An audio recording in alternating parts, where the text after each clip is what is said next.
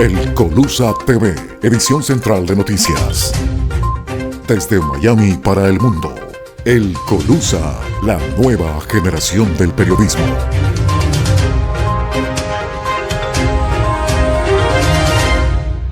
Hola amigos, ¿qué tal? Y bienvenidos a nuestra emisión internacional de noticias desde los estudios del Colusa TV en la ciudad de Miami, Florida, Estados Unidos. Les saluda Ozzy Arango. Este es nuestro contenido internacional para hoy. Vamos con los titulares.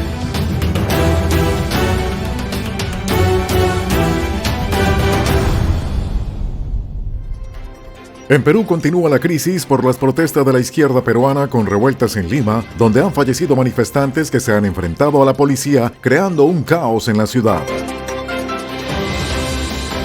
El canciller alemán Olaf Scholz y el presidente de Chile, Gabriel Boric, se reunieron este domingo en Santiago de Chile para construir un sitio de memoria a la antigua colonia Dignidad, uno de los episodios más controvertidos entre ambos países. Israel endurece medidas punitivas contra atacantes palestinos y sus familias tras los 4 tiroteos contra civiles israelíes este fin de semana. El Colusa TV, edición central de noticias. Iniciamos por el Perú. Vamos a Lima, donde en este momento los enfrentamientos entre la policía y manifestantes de la izquierda peruana han dejado una ya alta cantidad de muertos de parte y parte. Ellos protestan contra el gobierno de la actual presidenta Dina Boluarte, quieren un cambio de constitución y elecciones de manera inmediata. Recordemos que el presidente anterior, Castillo, se encuentra preso por decretar en televisión nacional un golpe de Estado y también le siguen más de 10 procesos por corrupción por ser el cabecilla de una organización encriptada en el Palacio de Gobierno. Violentos enfrentamientos con la policía antidisturbios en Lima que dejaron una víctima mortal más en el estallido social del país. La policía reprimió las protestas antigubernamentales con gases lacrimógenos y perdigones. Los manifestantes arrojaron piedras y artefactos pirotécnicos a los agentes. La marcha se había convocado para pedir la dimisión de la presidenta peruana Dina Boluarte. El Ministerio de Interior expresó sus condolencias por el manifestante fallecido. La víctima, Víctor Santi Esteban Yaxavilca, llegó al hospital ya grave y con problemas de conciencia. Otro manifestante está grave.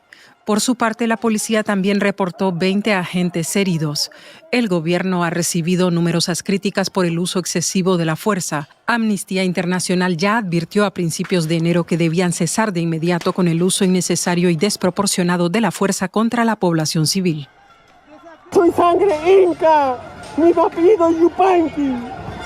No soy terrorista como ellos dicen, no soy delincuente, yo trabajo formalmente, señores, por favor. Como ven, mira cómo nos tienen, por favor. Al pueblo, lo que pueda decidir el Congreso ya no le interesa. Boluarte trata de mantener el control sobre un descontento social y político generalizado y lamentó la decisión del Congreso de impedir un adelanto de las elecciones presidenciales, justo lo que los seguidores de Castillo le reclaman. Lamentamos que el Congreso de la República haya sido incapaz de definir la fecha de las elecciones generales, donde los peruanos puedan elegir libre y democráticamente a las nuevas autoridades.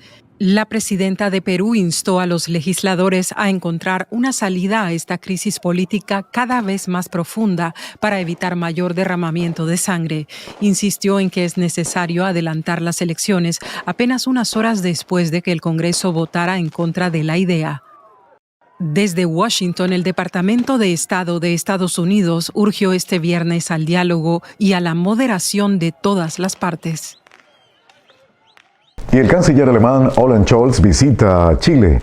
Se reúne con el presidente Gabriel Boric para hacer un acuerdo para crear un sitio de recordación muy importante en memoria a la antigua colonia Dignidad, Un sitio de triste recordación para ambos países. El canciller alemán Olaf Scholz inició este domingo su primera visita a Chile, recorriendo junto al presidente Gabriel Boric el Museo de la Memoria y los Derechos Humanos que recuerda a las víctimas de la dictadura. Ambos presidentes coincidieron además en su compromiso de construir un sitio de memoria en la antigua Colonia Dignidad, uno de los episodios más controvertidos en las relaciones entre ambos países. El jefe del gobierno alemán busca profundizar los lazos políticos y económicos con Chile en momentos en que su país está sufriendo el impacto de la guerra en Ucrania. Y las acusaciones entre Rusia y Ucrania no paran durante esta guerra que ya se prolonga por varios meses.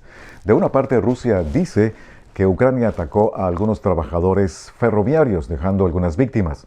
Pero a su vez, Ucrania manifiesta que ha sido víctima de ataques de misiles rusos contra escuelas y hospitales, además también contra algunas residencias de civiles ucranianos, esto en la ciudad de Kherson.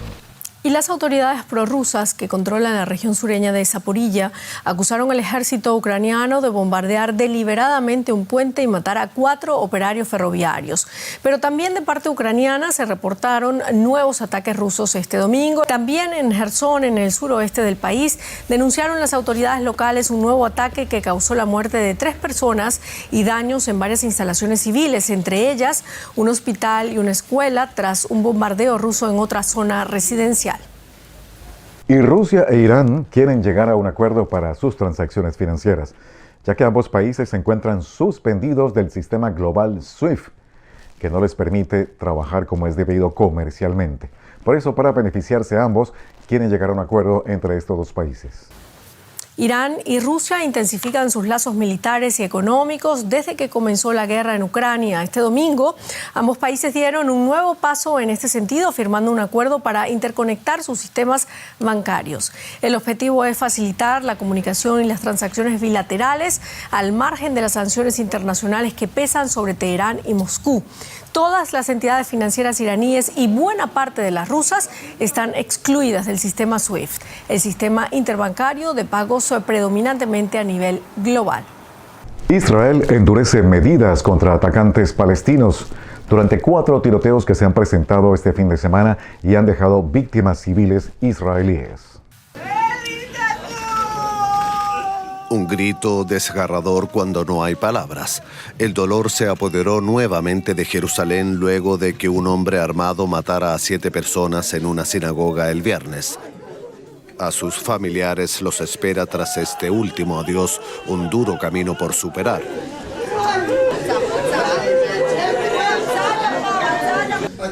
Padre, eres mi héroe. Elegiste sacrificar tu vida por la de otros. Te honraré siempre. El tiroteo se produjo tras una incursión israelí en Cisjordania en la que murieron 9 palestinos.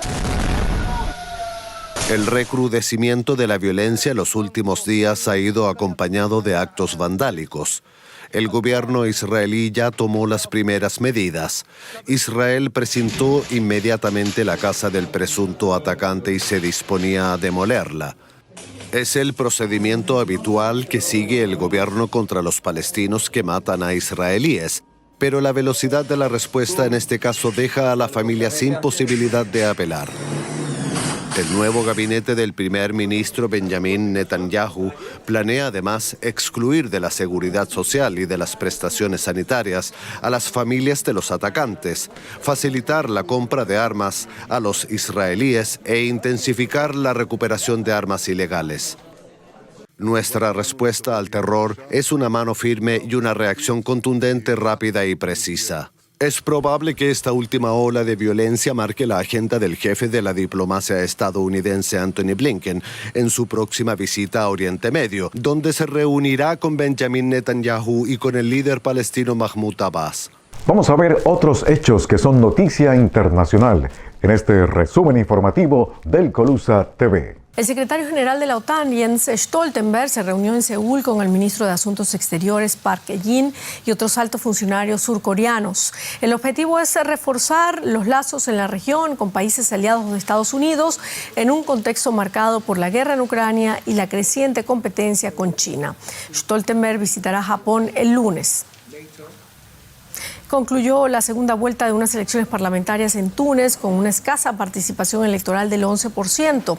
La mayoría de los partidos políticos boicoteó este proceso electoral promovido por el presidente Kais Saied para elegir un nuevo parlamento que el mismo mandatario suspendió hace año y medio. Brasil rechaza la petición de Alemania de enviar munición a Ucrania. El presidente brasileño Luis Ignacio Lula da Silva dice al canciller alemán Olaf Scholz que su país no tiene interés en suministrar munición para los tanques Leopard que se dirigen a Kiev. La llegada de Scholz al Palacio de Planalto, un lugar hace 3 semanas vandalizado, hoy sede de conversaciones de 2 países amigos. Ahora con más puntos en común, pero que miran hacia Ucrania desde ángulos muy distintos. La semana pasada, Alemania aprobaba el envío de tanques Leopard 2 en apoyo a Kiev junto a sus socios occidentales, un camino que Brasil no quiere seguir. El presidente Lula dejó clara su postura. Brasil no tiene interés en enviar munición a Ucrania. Lula se mostró preocupado por el conflicto, pero resaltó que su país no quiere tener participación en la contienda, ni siquiera de forma indirecta. Brasil aboga por explorar el camino hacia la paz. Para ello lanzó una propuesta. Sugiero crear un grupo de países que intenten sentarse a la mesa con Ucrania y Rusia para encontrar la paz, para intentar parar la guerra. Y Brasil hará esfuerzos. Ya he hablado con Macron, he hablado con el canciller Scholz y hablaré con otros presidentes. Las diferentes posturas sobre Ucrania no evitan la sintonía entre ambos mandatarios. Scholz celebró la nueva etapa que se abre en el país. Estoy muy contento de que Brasil vuelva a la escena mundial, de que se comprometa a una mayor integración regional en América Latina. Se te echaba de menos, querido Lula. Durante la legislatura de Jair Bolsonaro, las aportaciones alemanas al Fondo de la Amazonía quedaron bloqueadas, hasta este lunes, cuando Alemania anunció una ayuda de 200 millones de euros para cooperación. De ellos, 38 son para este fondo, destinado a acciones contra la deforestación. Sobre el otro asunto encima de la mesa, el acuerdo entre el Mercosur y la Unión Europea, Lula se mostró esperanzado en cerrar las negociaciones en menos de 6 meses. Brasil quiere introducir cambios en lo prepactado, aunque prometió apertura en las negociaciones. Para Scholz es una prioridad cerrar cuanto antes el acuerdo, y así se lo transmitió previamente a su par argentino Alberto Fernández.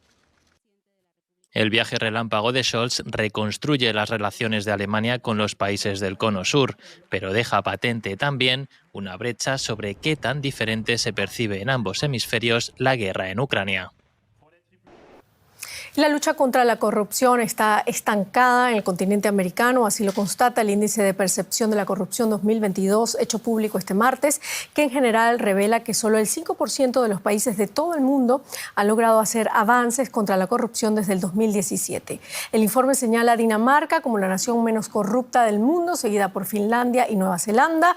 Entre los últimos en este índice de la organización Transparencia Internacional se encuentra Venezuela, además de países afectados por la guerra como Siria o Yemen. El país con menor corrupción de América Latina vuelve a ser Uruguay, justo por delante de Chile. No obstante, la inmensa mayoría de los estados de la región siguen teniendo unas tasas de corrupción por encima de la media mundial.